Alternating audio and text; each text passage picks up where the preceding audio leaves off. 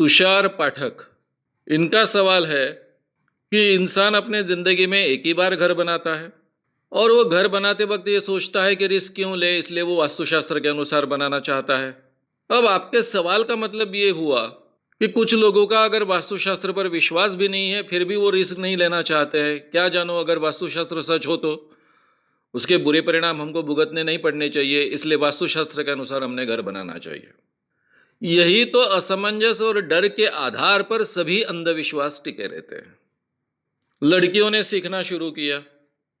सावित्रीबाई फुले ने खुद सीखी और लड़कियों को सिखाना शुरू किया।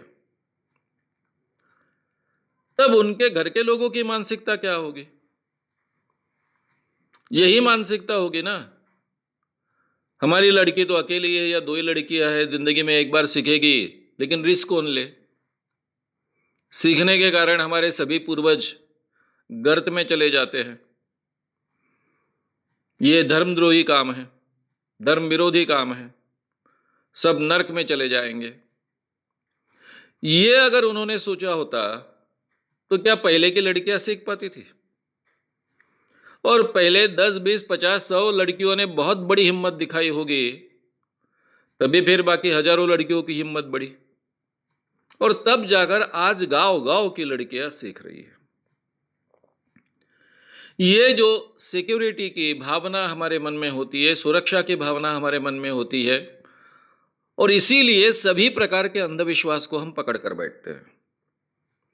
क्या भरोसा, पत्रिका में सच हो तो? शादी तो एक ही बार करते हैं जिंदगी में, एक बार पत्रिका देखकर ही शादी कर ले। हमको नेचर ने सोचने का दिमाग दिया है ना, इंसान ने दिमाग का उपयोग कर कर ही यहां तक का प्रवास किया है, इतना विकास किया है। वो अगर अपने सुरक्षा के दायरे में बंधा रहता तो यहां तक वो विकास कभी कर नहीं पाता है। अभी तो हम सभी प्रकार से सोच सकते हैं। वास्तुशास्त्र के अनुसार गांव गांव में घर बनते हैं। क्या हम आसपास के लोगों का सर्वे नहीं ले सकते हैं कि भाई वास्तुशास्त्र के अनुसार घर बना तो उस घर का कोई व्यक्ति बीमार नहीं पड़ा, उस घर में कोई व्यक्ति मरा नहीं, उस घर के व्यक्ति का व्यवसाय में कोई नुकसान नहीं हुआ? ये वास्तुशास्त्र वाले तो सभी प्रकार की गारंटी देते हैं ना सुरक्षा की। ये अगर गारंटी अमल में नहीं आती है, ये हमें पता है, बार बार दिखता है, इसके बावजूद सुरक्षा के नाम पर हम बैठे रहते हैं, तो फिर हमारे हाल पेशवा जैसे हो जाते हैं। इसीलिए भारत 2000 साल गुलाम रहा है, ये हमने कभी भूलना नहीं चाहिए। मैं जब 2000 साल गुलाम कह रहा हूं तो इसका मतलब आप समझ लीजिए। पहले करीबन 1000 साल ये मानसिक गुलामगिरी चातुर्वर्ण्य की हमने स्वीकारी, इसलिए गुलाम रहा, और बाद में तो एक्चुअली बाहर के आक्रमणकारियों के हम गुलाम रहे।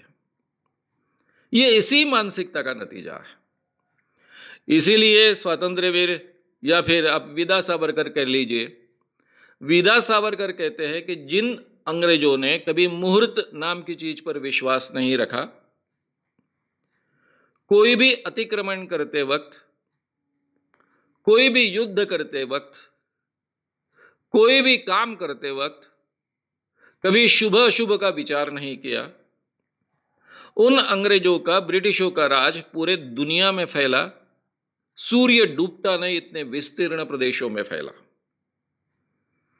हमारे पेशवा हर काम मुहूर्त देखकर करते थे, हर काम अच्छा बुरा मुहूर्त निकालकर उसकी शुरुआत करते थे। कोई भी मुहिम की शुरुआत, अच्छे काम की शुरुआत शुभ मुहूर्त पर करते थे। अगर खुद पर कभी कोई संकट आया है तो गणपति को पानी में डुबो कर रखते थे ताकि संकट टल जाए। उनकी पेशवाई गणपति जैसे ही पानी में डूब कर गई। ये फैक्ट्स है। इसलिए ये अंधविश्वास को हमारे मन में बिल्कुल पनपने नहीं देना चाहिए। हमारे सामने उदाहरण है कि ब्रिटिशों ने कोई भी वास्तुशास्त्र का, इस ढंग के वास्तुशास्त्र का विचार न करते हुए बड़ी बड़ी इमारतें भारत में खड़ी की है। वो भारत से बाहर गए। आज भी वो इमारतें इतनी सुंदर स्थिति में हैं, मजबूत स्थिति में हैं, अच्छे स्थिति में हैं। आज भी अंग्रेजों ने जो इमारतें बनाई हैं, वो चाहे बंगले हो चाहे कुछ भी हो, वहां आप जाइए, भारत के वातावरण के अनुकूल ये बंगले हैं। उनकी छत बड़ी ऊंची होती है। भारत जैसे वातावरण में धूप काले में वहां ठंड होती है, और जब बहुत धूप होती है बाहर में तो अंदर से ठंडाई महसूस होती है। उन्होंने साइंस का विचार किया। भारत जैसे वातावरण में, जबकि ब्रिटेन का वातावरण एग्जैक्टली भारत से अपोजिट है, इसके बावजूद भारत जैसे वातावरण में किस ढंग की वास्तु योग्य होगी, इसका विचार कर कर उस ढंग की वास्तुएं यहां पर विकसित की है। तो उस ढंग से हम विचार करेंगे कि हमारे वास्तुशास्त्र नाम का ढकोसला साथ में लेकर हम चलेंगे।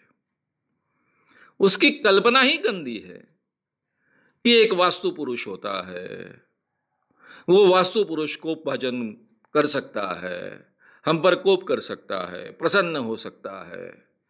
ये सभी कल्पनाएं अंधविश्वास पर खड़ी हुई कल्पनाएं, और इसलिए फिर ये दिशा में ऐसा रहना चाहिए, इस दिशा में नहीं सोना चाहिए, उस दिशा में सोना चाहिए, यहां से लेकर तो फिर अब पाखाना उस सब जगह होना चाहिए, टॉयलेट उस जगह होना चाहिए, किचन इस जगह होना चाहिए। इसमें कहीं भी वातावरण का विचार नहीं किया गया है। हमारे वास्तुशास्त्र के नाम पर बनने वाले घर टोटली अनसाइंटिफिक होते हैं। मैं सीधे शब्दों में कहूंगा तो गधे जैसे होते हैं। अब कई उदाहरण मुझे ज्ञात हैं, आपको भी ज्ञात होंगे। मेरे काफी मित्र मेरे इतने रैशनल नहीं है। मेरे एक मित्र बहुत रैशनल नहीं थे, लेकिन अंधविश्वासी भी नहीं थे। लेकिन उनकी पत्नी का बहुत आग्रह था, बहुत आग्रह था कि वास्तुशास्त्र के अनुसार घर में बदलाव किया जाए, क्योंकि किसी ज्योतिषी ने उनको कह दिया, वास्तुशास्त्रज्ञ ने कह दिया। हमारे भाभी जी के आग्रह के कारण मेरे मित्र के पास पैसे न होते हुए भी उन्होंने लाख के ऊपर पैसे खर्च कर कर घर में वो बदलाव किए। 10-15 साल पहले की बात मैं कह रहा हूं। कुछ ही दिनों में भाभी जी का एक्सीडेंट हुआ, स्कूटर एक्सीडेंट हुआ, हॉस्पिटल में रहना पड़ा, घर में रहना पड़ा। फिर भी उनका विश्वास नहीं टला, अंधविश्वास पकड़ कर रही। तब मेरे मित्र नहीं मानते थे, लेकिन पत्नी के प्रेम के आगे झुक गए। ये भी हमने नहीं करना चाहिए। इसलिए ऐसे अंधविश्वास को हमारे मन में हमने थारा नहीं देना चाहिए। आप जिंदगी में एक ही बार घर बना रहे हो ना, तो पूरा टोटली साइंटिफिक घर बनाइए ना। आर्किटेक्चर है, सिविल इंजीनियरिंग है, इनमें सब बातें पढ़ाई जाती है। आपको जो प्लॉट मिला है उस प्लॉट का अभ्यास कीजिए, आसपास कौन कौन सी बिल्डिंगें बन रही है इसका अभ्यास कीजिए, कहाँ से हवा आने की गुंजाइश है इसका अभ्यास कीजिए, यहाँ कौन से सीजन में कैसे यानी हवा बहती है इसका अभ्यास कीजिए, किस जगह से प्रकाश आता है इसका अभ्यास कीजिए, और उसके अनुसार घर बनाइए ना। तो ये सही माने में घर हुआ। उसमें भी आपने सोचना चाहिए, जिंदगी में एक ही बार घर बना रहे हैं, और अगर बंगला बना रहे हैं तो आपको चॉइस है।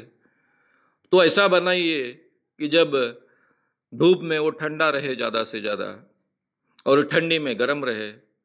उसके भी सभी साइंस की बातें हमारे पास उपलब्ध होती है। तो ये हमारी सोच होनी चाहिए।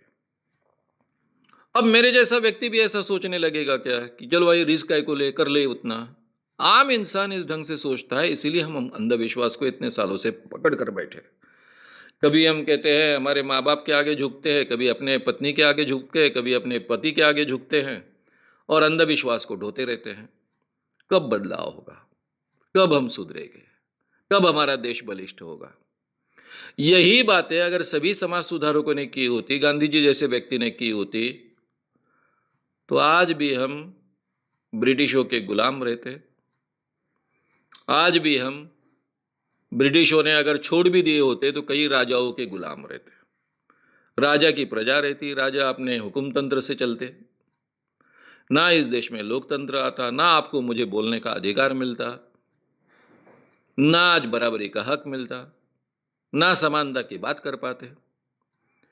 तो कुछ लोगों को ये बेड़ियां तोड़नी पड़ती है और हमने भी ये बेड़ियां ताकत से तोड़नी चाहिए, रिस्क लेकर भी तोड़नी चाहिए। ये जो हमारी मानसिकता है, ये होगा न होगा, क्यों रिस्क ले? भाई रिस्क लिए बिन तो हम जी नहीं सकते हैं। रोज इतने एक्सीडेंट्स रोड पर होते हैं, तो क्या हम रोड पर चलना छोड़ देते हैं? नहीं छोड़ते ना। तो वही बात यहाँ पर है, यहाँ पर भी हमको रिस्क लेकर चलना चाहिए, सोच के साथ चलना चाहिए। जो सच है उसके साथ हमने चलना सीखना चाहिए। तो हमारा भी भला होगा, हमारे समाज का भी भला होगा और हमारे देश का भी भला होगा।